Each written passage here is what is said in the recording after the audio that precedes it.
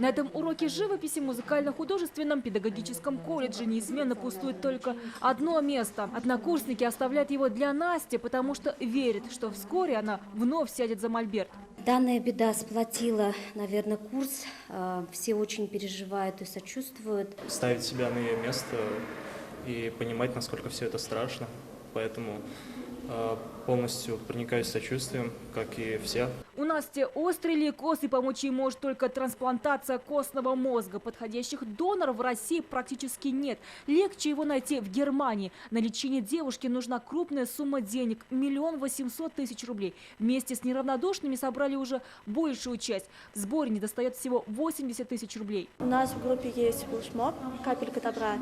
Каждый, кто перечисляет для Насти деньги, они делают либо скрин, либо фотографию чека и отправляют на стену в группу.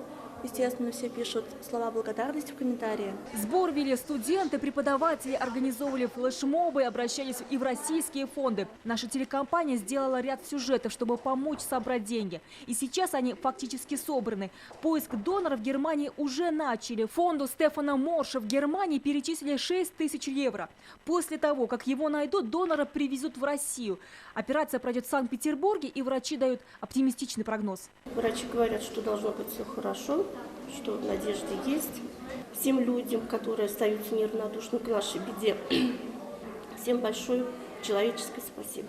Сейчас Настя находится в клинике. Сбор денег на ее лечение не прекращается. Все верят, что Настя снова вернется к рисованию. Правда, для этого придется побороться и как минимум год провести в Петербурге на лечение. Осталось собрать всего 80 000 рублей. Альбина Минибаева, ТНВ, Казань.